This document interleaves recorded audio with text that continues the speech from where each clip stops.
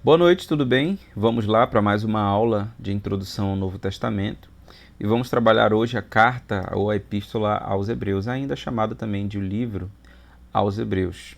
É uma carta com conteúdo extenso e denso também. Como de costume, vamos fazer uma viagem panorâmica a respeito das principais características dessa carta. Um dos assuntos que mais foram debatidos a respeito de Hebreus e ainda são debatidos hoje é com relação à autoria. Como é uma carta anônima, não sabemos quem escreveu de forma absoluta a carta aos Hebreus. Entretanto, a tradição da Igreja nos primeiros séculos atribuiu ao apóstolo Paulo, em decorrência da teologia ser concordantemente paulina. Ela é muito semelhante ao que nós encontramos nas 13 cartas de Paulo: salvação por meio da fé, a substituição da ordem levítica para a nova aliança em Cristo Jesus. Entretanto, alguns elementos não coadunam com a vida de Paulo. Isso faz com que os estudiosos, quase de forma unânime hoje, recuem em afirmar que Paulo foi o autor da carta aos Hebreus. Um dos fortes argumentos é mencionado quando o autor menciona que ele recebeu o evangelho das testemunhas daqueles que foram testemunhas oculares de Jesus. Ou seja, ele recebeu não de primeira mão, mas de segunda mão. Primeiro, as testemunhas oculares receberam o evangelho de Jesus e repassaram ao autor, aos Hebreus. Paulo dificilmente diria isso pelo fato de uma grande característica das suas cartas é a ênfase de que ele não recebeu o ministério de homem algum, mas do próprio Senhor Jesus. Que recebi e não recebi de homem algum, não consultei carne e sangue, ele diz em Gálatas. Ainda em 1 Coríntios, se não me falha a memória, ele diz: não vi o Senhor Jesus, não sou apóstolo. Provavelmente Paulo não alegaria ter recebido de outras pessoas o evangelho e, naturalmente, o apostolado, o que é afirmado pelo autor aos Hebreus. Entretanto, a teologia é semelhante, o que faz com que muitos estudiosos liguem a autoria a alguém que estava ligado ao ministério de Paulo, alguém do seu círculo íntimo, como um discípulo, alguém que estava debaixo da autoridade apostólica de Paulo, como por exemplo Barnabé, que foi seu parceiro na primeira missão aos gentios, na primeira viagem missionária. E o fato de Barnabé ser levita é um forte indicativo, porque o autor aos Hebreus tem um conhecimento muito denso do sistema sacrificial levítico. Ele menciona diversas características que somente um verdadeiro israelita, alguém ligado ao sacerdócio, teria condições de compreender. E Barnabé, no seu passado, ele foi levita, como nós podemos observar em Atos 4, 36, e a sua associação com Paulo teria resultado numa teologia muito semelhante. Ainda outro candidato é Lucas. O grego de Hebreus é um grego muito polido, é o melhor grego do Novo Testamento. Se compararmos o grego de Hebreus a outras obras, podemos mencionar que é uma obra de qualidade, de erudição e de virtuosidade grandiosa também, ao ponto de chegar próximo, talvez, ali de um grego clássico, como de grandes autores. Porque Lucas era grego, então esse é um argumento que favorece a autoria lucana. Um autor grego que está escrevendo de forma hábil um evangelho para leitores judaicos. Entretanto, não explica-se como que Lucas tinha um conhecimento tão denso do sistema sacrificial levítico pelo fato dele ser um gentil. Entretanto, por ter caminhado com Paulo, talvez isso favoreça a robustez da sua teologia. Apolo é um grande candidato também. Eu gosto dessa possibilidade, porque Atos 18:26 fala que Apolo era poderoso nas palavras. E o fato de Apolo ter sido criado dentro do contexto grego também explicaria a sua habilidade com o idioma e também a sua eloquência. Entretanto, como ele caminhou com Paulo, ele adquiriu, a partir dos ensinamentos de Paulo, a teologia que ele vai exprimir nesse livro. Entretanto, são apenas possibilidades. A ausência de tradições antigas que apontem em favor de Paulo, isso nós não temos como afirmar. Ainda um teólogo chamado Harnack, muito famoso, ele Sugeriu Priscila devido às íntimas associações entre ela e Paulo, né? Era esposa de Áquila, e engenhosamente ele argumentou que ela escrevera a obra no anonimato porque a autoria da parte de uma mulher não era aceitável pelo público. Bom, e quando nós falamos sobre o que trata a Epístola aos Hebreus, qual é o tema dessa carta, né? Quando você abre Hebreus, está falando sobre quê? Uma palavra-chave para nós memorizarmos sempre, ao pensarmos na Epístola aos Hebreus, seria o superioridade, perdão, a palavra superioridade. Superioridade porque ela está falando da superioridade da nova aliança pela fé em Cristo Jesus com relação à antiga aliança, que era dada na lei. Então, Hebreus apresenta Jesus como um grande sumo sacerdote, superior, veja, a todos os principais líderes do Antigo Testamento, que inaugura uma nova aliança, uma aliança superior à da lei, e o propósito desse retrato foi de impedir que os leitores originais da epístola revertessem ao judaísmo. Então, a carta está sendo escrita para leitores judeus que se converteram ao cristianismo. Só que eles estão sendo perseguidos pelos próprios judeus porque o judaísmo considerava o cristianismo uma seita dos nazarenos. Os romanos consideravam o ateísmo porque eles não adoravam o imperador. Então eles estão sendo massacrados de ambos os lados e é mais agradável, é mais, como posso dizer, confortável, os favoreceria, dentro desse ponto de vista, retornar ao judaísmo, porque eles estariam livres das perseguições. E a ideia de Hebreus é mostrar o quê? Jesus é superior a tudo que vocês viveram no Antigo Testamento. Portanto, retornar ao judaísmo significa retroagir. E a ideia aqui de Hebreus é insistir na superioridade de Jesus e que eles devem perseverar. Então, duas palavras: superioridade, perseverança. Superioridade de Jesus a tudo que foi mencionado antes.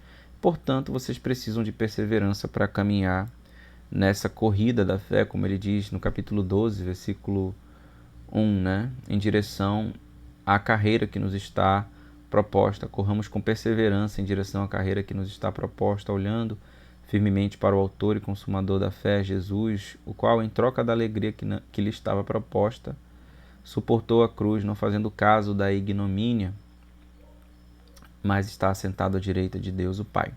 Basicamente isso que o texto diz. Então a carta foi destinada a quem? Provavelmente a judeus convertidos, com o intuito de de insistir com eles que eles não revertam, não retornem ao judaísmo. E ainda há menções dessa carta, por exemplo, por Clemente I, um dos pais apostólicos, e essa menção foi feita no ano 95 depois de Cristo, de forma que, se foi feita em 95 depois de Cristo, a carta só pode ter sido escrita antes de 95, concorda? Clemente menciona Hebreus, e Clemente, essa carta foi escrita em 95, a de Clemente, sabemos disso. Então, antes disso, Hebreus só pode ter sido escrita antes disso. Mas também não deve ter sido escrita depois de anterior, ela deve ter sido escrita antes do ano 70. Porque, como a carta está falando da superioridade de Cristo ao sistema do templo, e no ano 70 o templo foi destruído, provavelmente ele teria usado esse argumento para mostrar que, olha, o templo foi destruído. Cristo não, ele é eterno, ele persevera, ele prevalece para sempre como um sumo sacerdote de bens superiores. Mas não é mencionado esse argumento do templo, então provavelmente foi antes de 70. Uma data que tem sido colocada ali é entre 64 e 68 depois de Cristo. Então, o tema fundamental, superioridade. Diga aí, superioridade. Superioridade. Cristo é superior aos profetas, superior aos anjos, superior a Moisés, superior a Josué, superior a, inclusive, a linhagem de Arão. Vamos abrir comigo em 1, de 1 a 2. Hebreus 1, de 1 a 2.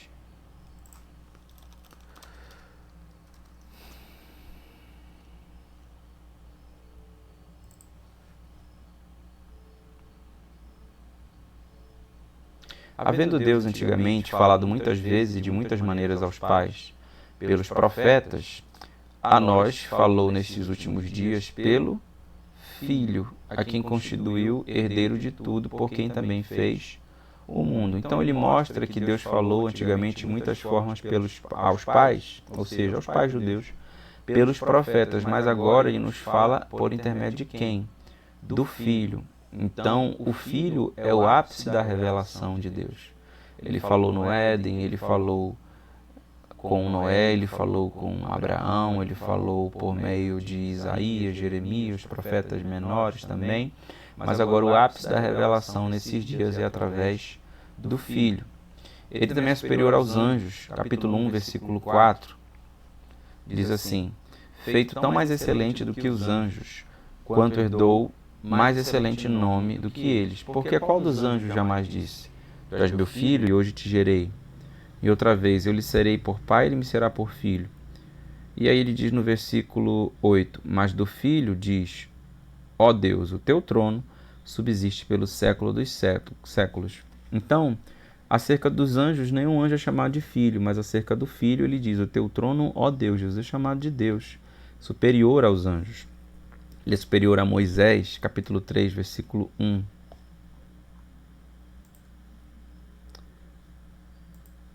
3:1.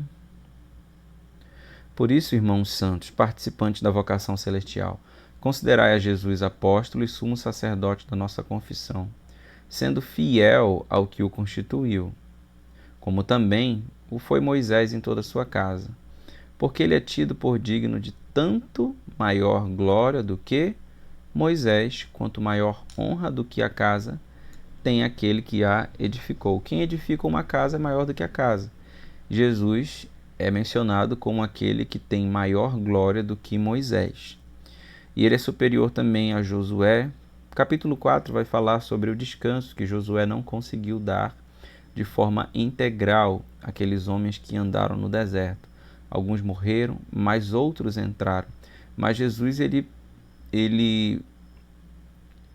promete e ele reserva para nós um descanso eterno, um descanso que diz respeito à salvação da nossa alma, que vai ser concretizado na Nova Jerusalém. Então, o capítulo 4 vai desenvolver essa ideia. Então, veja, ele é superior aos profetas, superior aos anjos, superior a Moisés, superior a Josué, e ele vai dedicar um bom tempo para mostrar que ele é superior a Arão. Porque a linhagem sacerdotal, ele está falando de aliança, gente. Então, ele está mostrando que a forma que nós nos relacionamos agora com Deus não é mais pela aliança da lei mosaica, sacrifícios de touros e bodes, comparecer ao templo e ser intercedido por um observado ser mediado por um sumo sacerdote humano. Agora ele fala que Cristo é o nosso maior sumo sacerdote, o grande sumo sacerdote. Então, o que Cristo fez é semelhante ao que aquele sacerdote fez, mas no mundo espiritual. Ele entrou não no templo feito por mãos humanas, mas nos santos dos santos eterno, e ofereceu um sacrifício de uma vez por todas. Então ele vai gastar um bom tempo mostrando que Jesus é superior à linhagem de Arão, os sacerdotes levíticos, né? Então veja o que ele fala, por exemplo, no 7:23. Cristo é eterno, ao passo que os aronitas morriam e tinham de ser substituídos. Veja lá, 7:23. 7:23 diz assim: e na verdade aqueles que foram feitos sacerdotes em grande número, porque pela morte foram impedidos de permanecer, mas este, porque permanece, tem um sacerdócio perpétuo, portanto também pode salvar perfeitamente os que por ele se chegam a Deus, vivendo sempre para interceder por eles. Então, um ponto aqui. Os sacerdotes humanos morrem, Jesus não. Ele permanece eternamente. E ele também pode salvar, por causa disso, perfeitamente os que se chegam a Deus, vivendo sempre para interceder por eles. Precisa ser substituído como os sacerdotes humanos. Sempre Jesus intercede pelos homens. Enquanto que Cristo é impecável, os aronitas não eram. 7:26 ao 28. Porque nos convinha tal sumo sacerdote, santo, inocente, imaculado, separado dos pecadores e feito mais sublime que os céus, que necessitasse, como os sumos sacerdotes, que não necessitasse, como sumo sacerdote, oferecer cada dia sacrifícios, primeiramente por si próprio, pelos seus pecados, e depois pelo do povo, porque isto fez ele uma vez oferecendo a si mesmo. Então, os sacerdotes aronitas tinham que oferecer sacrifícios pelo pecado deles, porque eles eram homens, e depois pelo povo. Jesus não. Ele não é como eles. Ele é um sacerdote santo, inocente e imaculado, separado dos pecadores, e não necessita apresentar um sacrifício por si, mas por aqueles que ele intercede. Ele fez isso oferecendo-se a si mesmo de uma vez por todas.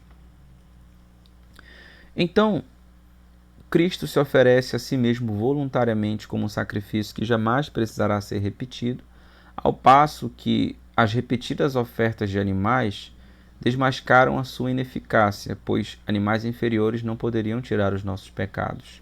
Capítulo 10, versículo 1 fala sobre isso, quando diz que a lei tem sombra dos bens futuros e não imagem exata das coisas.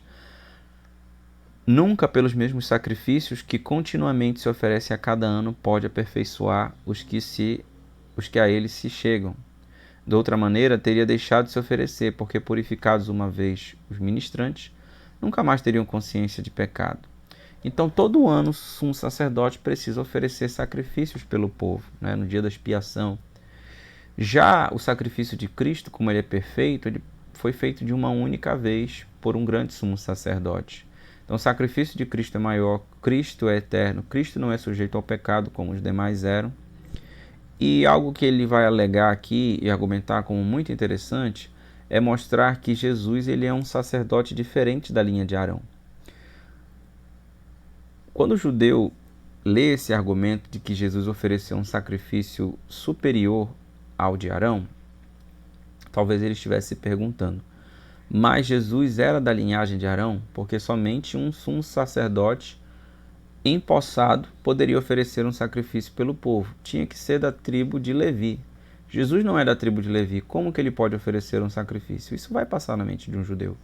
E ele vai argumentar que Jesus não era da tribo de Levi, ele era da tribo de Judá, mas ele é um sacerdote segundo a ordem de Melquisedeque. E Melquisedeque é maior do que Arão. Por quê? Abraão, que era da linhagem de Arão, ofereceu dízimos a Melquisedeque. E como Melquisedeque recebeu dízimos de Abraão, Melquisedeque é maior do que Abraão e Cristo é maior do que Arão. Deu para compreender? Vamos ler lá para a gente poder avaliar melhor isso. Hebreus capítulo 7, versículo 1. Porque este Melquisedeque, que era rei de Salém, sacerdote do Deus Altíssimo, e que saiu ao encontro de Abraão quando ele regressava da matança dos reis e o abençoou. A quem também Abraão deu dízimo de tudo, e primeiramente é por interpretação rei de justiça, depois também rei de Salém, que é rei de paz. E aí veja o que ele vai falar aqui, a partir do versículo 9. E por assim dizer, por meio de Abraão, até Levi, que recebe dízimos, pagou dízimos, ou seja, a linhagem levítica que recebe, pagou. Por meio de quem? Por meio de Abraão. Porque ainda ele estava nos lombos de seu pai, ele quem? Levi. Quando Melquisedeque lhe saiu ao encontro. Então a linhagem de Levi estava nos lombos de Abraão, porque Abraão vai dar origem à linhagem de Levi, não é? Abraão é pai de Isaque, que é pai de Jacó, e de Jacó vem Levi. De sorte que se a perfeição fosse pelo sacerdócio levítico, porque sob ele o povo recebeu a lei, que necessidade havia de que outros sacerdotes se levantassem, segundo a ordem de Melquisedeque, e não fosse chamado segundo a ordem de Arão? Porque mudando-se o sacerdócio, necessariamente se também faz mudança de lei. E aí veja o que ele fala aqui no versículo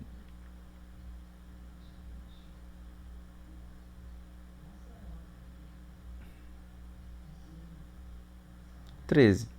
Porque aquele de quem estas coisas se dizem pertence a outra tribo, Jesus, né? Da qual ninguém serviu ao altar. Visto ser manifesto que nosso Senhor procedeu de Judá, e concernente a essa tribo nunca Moisés falou de sacerdócio. E muito mais manifesto é ainda se a semelhança de Melquisedeque se levantar outro sacerdote, que não foi feito segundo a lei do mandamento carnal, mas segundo a virtude da vida incorruptível. Porque assim se testifica: tu és sacerdote eternamente, segundo a ordem de Melquisedeque. Porque o precedente mandamento é abrogado por causa de sua fraqueza e inutilidade. Então ele está falando da fraqueza e da inutilidade da lei diante da realidade de Cristo. Pois a lei nenhuma coisa aperfeiçoou, e desta sorte é introduzida uma melhor esperança, pela qual chegamos a Deus. Então veja. Ele está argumentando, é um pouco difícil esse capítulo, mas a ideia basicamente é que Abraão, quando encontrou com Melquisedeque, eram representantes de duas linhagens sacerdotais. Abraão, representante da linhagem levítica, dele sai Levi, e Melquisedeque, representante da linhagem segundo Melquisedeque, ou seja, da ordem de Jesus, porque Jesus é um sacerdote segundo a ordem de Melquisedeque. Quando Abraão entrega dízimos a Melquisedeque, ele está dizendo que Melquisedeque é maior do que ele. E Melquisedeque o abençoa. E ele vai argumentar que o maior abençoa o menor. Deixa eu encontrar o versículo. 7.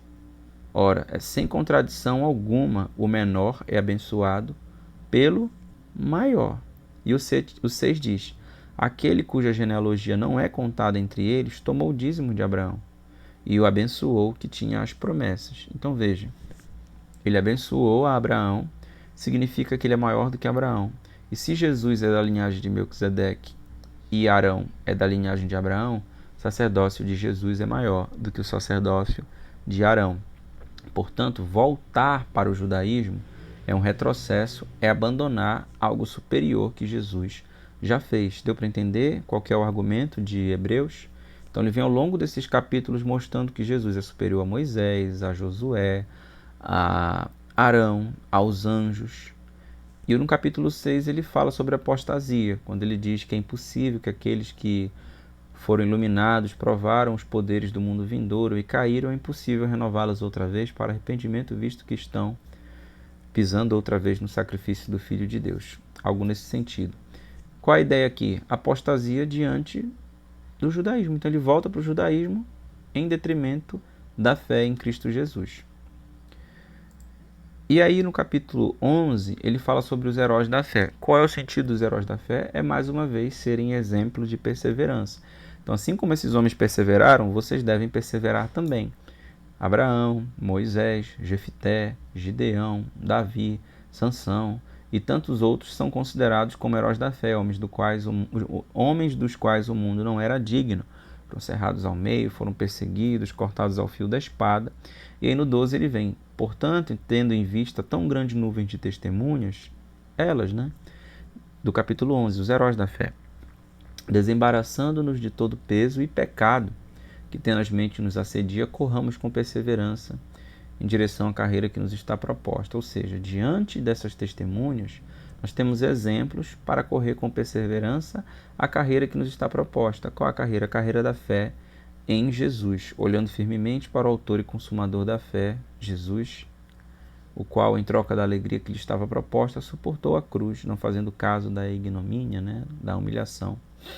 Então, a ideia dos heróis da fé serem exemplo, e a carta vai se dividir com a seguinte estrutura: superioridade de Cristo sobre os profetas do Antigo Testamento, superioridade de Cristo sobre os anjos, o aviso contra a apostasia, superioridade de Cristo sobre Moisés, superioridade de Cristo sobre Josué, superioridade de Cristo sobre a descendência de Arão, exortações práticas. Ele faz algumas exortações com relação à conduta cristã no capítulo 13, e no 13, 20, 25 ele saúda a igreja, dá notícias da libertação de Timóteo e a abençoa. Ok? Então, palavras-chave de Hebreus: superioridade, perseverança e o perigo deles retornarem ao judaísmo mediante a nova aliança, que seria outra palavra-chave, a superioridade da nova aliança em comparação à antiga aliança em Cristo Jesus, somente pela fé, não mais pelos sacrifícios. Tudo bem? Espero que você tenha compreendido. Qualquer coisa, retorne à sua aula, leia o material E leia o texto bíblico agora com essa ideia na mente: superioridade, não retornar, progredir, perseverança, nova aliança, e você vai conseguir compreender com mais clareza o desenvolvimento de Hebreus. Deus abençoe e até a próxima aula.